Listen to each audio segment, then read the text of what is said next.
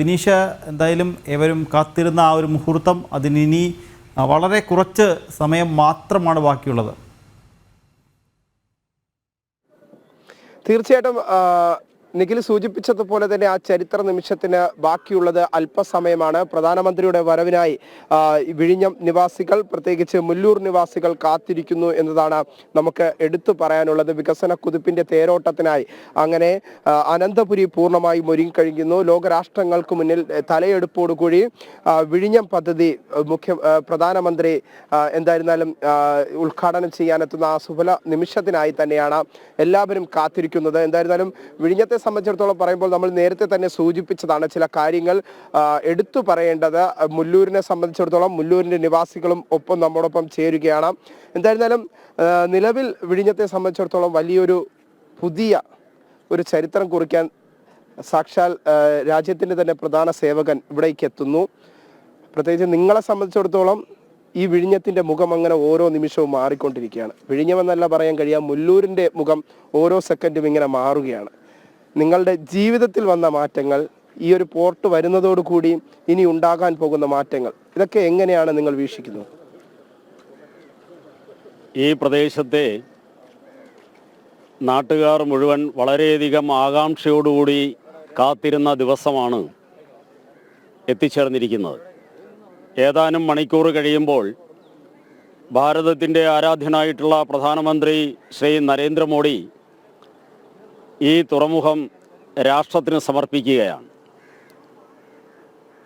ഒരു 2-3 വർഷങ്ങൾക്ക് മുമ്പ് ഈ തുറമുഖ നിർമ്മാണം നിലച്ചു പോകുന്ന ഒരു സാഹചര്യത്തിൽ നാട്ടുകാർ വളരെയധികം ദുഃഖത്തോടു കൂടിയാണ് ആ സമയം വീക്ഷിച്ചിട്ടുള്ളത്. കാരണം ഈ രാജ്യത്തിൻ്റെ സാമ്പത്തിക വികസനത്തിൻ്റെ കവാടമായിട്ടുള്ള വിഴിഞ്ഞം തുറമുഖം എന്നേക്കുമായി നിശ്ചലമാകും, അല്ലെങ്കിൽ ഈ പോർട്ട് ഏറ്റെടുത്തിട്ടുള്ള അദാനി കമ്പനി നിർമ്മാണം നിർത്തിവെച്ച് തിരികെ പോകുന്ന ഒരു സാഹചര്യം ഇവിടെ ഉണ്ടായി. ആ 2022 കാലഘട്ടത്തിൽ ഈ തുറമുഖം യാഥാർത്ഥ്യമാക്കുന്നതിലേക്ക് വേണ്ടിയിട്ട് ഈ നാട്ടിലെ മുഴുവൻ ജനതയും രാഷ്ട്രീയവും ജാതിയും മതവും എല്ലാം മാറ്റിവെച്ച് വലിയൊരു സമര പോരാട്ടത്തിനാണ് ഇറങ്ങിയിട്ടുള്ളത്. അതിൻ്റെ പരിണത ഫലമാണ് ഇന്ന് രാഷ്ട്രത്തിന് ഈ തുറമുഖം സമർപ്പിക്കാൻ നമുക്ക് കഴിയുന്നത്. ഒരു വിഭാഗം അതിൽ ഒരു കാര്യം പ്രധാനമായും പറയാനുള്ളത്, നിങ്ങൾ ഏറ്റിട്ട കുറേ നിങ്ങൾക്ക് അനുഭവിക്കേണ്ടി വന്ന കുറേ ദുരിതങ്ങളുണ്ട്. ഈ ഒരു വിഴിഞ്ഞം തുറമുഖം ആരംഭിച്ച ഘട്ടം മുതൽ ഒരു പ്രത്യേക മതവിഭാഗം നടത്തിയ സമരങ്ങൾ, ആ സമരത്തെ നിങ്ങൾ അതിജീവിച്ച കഥയൊക്കെ ഇന്ന് ലോകമെമ്പും വലിയ രീതിയിൽ ചർച്ച ചെയ്യുന്ന ഒരു വിഷയമാണ്. പ്രത്യേകിച്ച് തുറമുഖം വരാൻ പാടില്ല എന്ന തരത്തിലുള്ള ഒരു മതവിഭാഗത്തിൻ്റെ ഒരു ഇടപെടൽ നമ്മൾ കഴിഞ്ഞ കാലഘട്ടങ്ങളിലൊക്കെ കണ്ടതാണ്. അതിനെ അതിജീവിച്ച ഒരു കഥ ചെറിയൊരു തോതിൽ, അതായത് വിഴിഞ്ഞം തുറമുഖത്തെ എന്നും ഇല്ലാതാക്കാൻ വേണ്ടിയിട്ടാണ് ഇവിടുത്തെ ചില വർഗീയ സംഘടനകൾ ശ്രമിച്ചിട്ടുള്ളത്. ഇന്ന് മുല്ലൂരിൽ പ്രവർത്തിക്കുന്ന ഈ ഇൻ്റർനാഷണൽ സീ പോർട്ട്, അതിനും വളരെ വർഷങ്ങൾക്ക് മുമ്പ് 1962 സെപ്റ്റംബർ മാസം വിഴിഞ്ഞം ഫിഷർമെൻ പോർട്ടിന് വേണ്ടിയിട്ട് തറക്കല്ലിട്ടിട്ടുണ്ട്. ആ തുറമുഖം ഇതുവരെ കമ്മീഷൻ ചെയ്യാൻ സർക്കാരുകൾക്ക് കഴിഞ്ഞിട്ടില്ല. മാറി മാറി ഭരിച്ച ഒരു സർക്കാരിനും കഴിഞ്ഞ 63 വർഷത്തിന് മുമ്പ് തറക്കല്ലിട്ട വിഴിഞ്ഞം ഫിഷർമെൻ പോർട്ട് ഉദ്ഘാടന കർമ്മം നിർവഹിക്കാൻ കഴിയാത്തത് ഇതേ വർഗീയ ശക്തികൾ നിരന്തരമായിട്ട് വിഴിഞ്ഞത്ത് തുറമുഖം വരും എന്ന് കാണുമ്പോൾ, വർഗീയ ലഹള ഇവിടെ സ്ഥിരമായിരുന്നു. നിരവധി ആളുകൾ ഇവിടെ പരസ്പരം അടിച്ച് ഇവിടെ മരണപ്പെട്ടിട്ടുണ്ട്. ഉപ്പിലിട്ട ആളുകളെ കൊന്നിട്ടുണ്ട്. എന്തിൻ്റെ പേരില്ല? ഈ വിഴിഞ്ഞത്തുള്ള ഫിഷർമെൻ പോർട്ട് വരാതിരിക്കാൻ വേണ്ടിയിട്ടാണ്. ഇത് മനസ്സിലാക്കിയിട്ടാണ് സർക്കാരുകൾ ആ പ്രദേശത്ത് നിന്ന് മാറി തികച്ചും മറ്റൊരു വിഭാഗം അധിവസിക്കുന്ന ടൂറിസം മേഖലയുള്ള കക്ക ചിപ്പി തൊഴിലാളികൾ അധിവസിക്കുന്ന ഈ പ്രദേശത്തേക്ക് തുറമുഖത്തിൻ്റെ കവാടം മാറ്റാൻ വേണ്ടി തീരുമാനിച്ചത്. ഇവിടെ നൂറുകണക്കിന് ചിപ്പി മത്സ്യത്തൊഴിലാളികൾ ഇവിടെ പണിയെടുത്തിരുന്നു. അവർ എന്നേക്കുമായിട്ട് അവരുടെ ഉപജീവനം നഷ്ടപ്പെട്ടിട്ടുണ്ട്. ഇവിടെ ടൂറിസം മേഖലയാണ്, കയർ മേഖലയാണ്, കാർഷിക മേഖല മുഴുവൻ ഞങ്ങൾ നാട്ടുകാർ വിട്ടുകൊടുത്തിരിക്കുകയാണ് ഈ രാജ്യത്തിന് വേണ്ടിയിട്ടാണ്.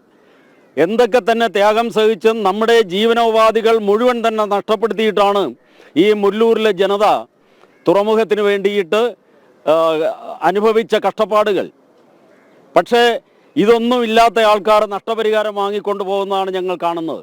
ഇവിടുത്തെ ടൂറിസം മേഖലയിലുള്ളവർക്ക് നഷ്ടപരിഹാരം കൊടുത്തിട്ടില്ല. അവർക്കൊരു പുനരധിവാസത്തിന് വേണ്ടിയിട്ടുള്ള സംഗതി ചെയ്തിട്ടില്ല. ഇവിടെ കർഷക തൊഴിലാളികളുണ്ട്, അവർക്ക് വേണ്ടിയിട്ടൊന്നും ചെയ്തിട്ടില്ല. പക്ഷേ ഞങ്ങൾക്കാർക്കും പരിഭവമില്ല. കാരണം ഈ രാജ്യത്തിന് വേണ്ടിയിട്ടാണ് ഈ വിഴിഞ്ഞം തുറമുഖം വരുന്നത്. ആ രാജ്യത്തിന്റെ അഭിമാനം കാത്തുസൂക്ഷിക്കാൻ മുല്ലൂർ നിവാസികളുണ്ട് എന്ന് ലോക ജനതയ്ക്ക് അറിയാം. പക്ഷേ നിലവിലെ സാഹചര്യത്തിൽ നമുക്ക് മനസ്സിലാക്കാൻ സാധിക്കുന്നത് ഇത്തരം പ്രശ്നങ്ങൾ അത് ചൂണ്ടിക്കാണിക്കുമ്പോൾ പോലും ഒരു വികസനത്തിന്റെ കുതിപ്പ് നടക്കുമ്പോൾ അതിന്റെ ഭാഗമാകാൻ നിങ്ങൾക്കും സാധിക്കും. ജോലി സാധ്യതകൾ വർദ്ധിക്കുന്നു, തൊഴിലിടങ്ങൾ വലിയ രീതിയിൽ ഇവിടെയുള്ള യുവാക്കൾക്ക് തൊഴിൽ അവസരങ്ങൾ ലഭിക്കുന്നു. അങ്ങനെ വലിയ നിരവധി സാധ്യതകളല്ലേ ഇനി വരുന്ന ദിവസങ്ങളിൽ ഉണ്ടാകാൻ പോകുന്നത്? തീർച്ചയായിട്ടും ഞങ്ങൾ കാണുന്നത് വലിയൊരു വികസനം തുറമുഖത്തിൻ്റെ അകത്തുള്ള ജോലി സാധ്യതയല്ല. മറ്റൊന്ന്, തുറമുഖത്തിൻ്റെ പുറത്ത് ഞങ്ങൾക്കറിയാം ആയിരക്കണക്കിന് സ്ഥാപനങ്ങൾ ഇവിടെ വരും, ലോജിസ്റ്റിക് പാർക്കുകൾ വരും, കണ്ടെയ്നർ പാർക്കുകൾ, കണ്ടെയ്നർ യാർഡുകൾ, അതേപോലെ തന്നെ ട്രക്ക് യാർഡുകൾ, ട്രക്ക് വർക്ക്ഷോപ്പുകൾ, വെയർ ഹൗസുകൾ, ഇമ്പോർട്ട് എക്സ്പോർട്ട് കമ്പനികൾ, ഷിപ്പിംഗ് ഏജൻസികൾ, ചാൻഡലേഴ്സ് കമ്പനികൾ, ഇതെല്ലാം തന്നെ ഇവിടെ വരും. ആ സമയത്ത് ഈ നാട്ടുകാർക്ക് ഇവിടെ വളരെ കാര്യമായ രീതിയിൽ തൊഴിൽ സാധ്യതയുണ്ടാകും. അതിനേക്കാൾ ഉപരി വലുതും ചെറുതുമായിട്ടുള്ള നിരവധി സംരംഭങ്ങൾ ഇവിടെ ആരംഭിക്കാൻ കഴിയും. വലിയ സ്ഥാപനങ്ങളല്ല ഞാൻ ഉദ്ദേശിച്ചത്.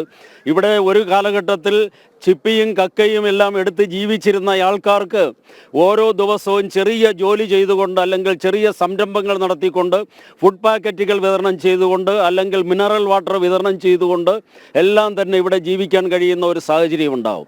ഇവിടെ ഉണ്ടാകാൻ പോകുന്നത് വികസന സാധ്യതകൾ ഉയരുന്നതോടൊപ്പം തന്നെ പുതിയ തലത്തിലുള്ള ജീവിത ശൈലിയിലേക്ക് മാറ്റം വരുന്ന ഒരു ഘട്ടത്തിലേക്കൊക്കെയാണ് ഇപ്പോൾ വിഴിഞ്ഞം എത്തുന്നത് എന്ന കാര്യത്തിൽ സംശയമില്ല. അഭിമാനത്തോടുകൂടി മുല്ലൂർ ജനത ഒറ്റക്കെട്ടായി പറയുന്നു, ഞങ്ങളുടെ രാജ്യത്തിന്റെ വികസനത്തിനായാണ് തങ്ങൾ ഇത്തരത്തിലുള്ള അതിജീവനങ്ങൾ നടത്തിയത്. അതിന് അഭിമാനത്തോടുകൂടി ഓർക്കുന്ന നിമിഷം കൂടിയാണ്. അത് പ്രധാനമന്ത്രി രാജ്യത്തിന് ഈ വിഴിഞ്ഞം പോർട്ട് സമർപ്പിക്കുന്നതോടുകൂടി അത് വലിയ രീതിയിൽ ചർച്ച ചെയ്യപ്പെടും എന്ന കാര്യത്തിൽ സംശയമില്ല. ഈ വിഴിഞ്ഞം ജനതയ്ക്കൊപ്പം നമുക്ക് എടുത്തു പറയേണ്ടത് മുല്ലൂരാണ്. ഞാൻ നേരത്തെ തന്നെ പല ഘട്ടങ്ങളിലായി ഇത് സൂചിപ്പിച്ചിരുന്നു. മുല്ലൂരിനെ സംബന്ധിച്ചിടത്തോളം ഒരു സാധാരണക്കാരായ ജനങ്ങൾ വസിക്കുന്ന ഒരിടം, പ്രത്യേകിച്ച് ഇദ്ദേഹം സൂചിപ്പിച്ചതുപോലെ തന്നെ എടുത്തു പറയേണ്ട ഒരു കാര്യം, ഇവിടെ ചിപ്പിയാണ് പ്രധാന ഉപജീവന മാർഗം. അത്തരത്തിൽ ചിപ്പിയും കക്കയൊക്കെ ഇവിടെ നിന്ന് മത്സ്യബന്ധന തൊഴിലാളികൾ അത് ഇവിടെ നിന്ന് പിടിച്ചെടുത്ത് വിൽപ്പന നടത്തിയ ഒരു തുടരുക. ഇപ്പോൾ എന്തായാലും നമുക്ക് വരുന്ന ബുള്ളറ്റിനുകൾ ഇതിന്റെ കൂടുതൽ അപ്ഡേറ്റുകൾ എന്തായാലും അറിയേണ്ടതുണ്ട്. എന്തായാലും പ്രധാനമന്ത്രി തലസ്ഥാനത്ത് തിരുവനന്തപുരത്ത് എത്തിയിട്ടുണ്ട്. ഇന്ന് രാവിലെ 11 മണിയോടുകൂടി അദ്ദേഹം ഈ ഒരു വിഴിഞ്ഞം രാജ്യത്തിന് സമർപ്പിക്കും.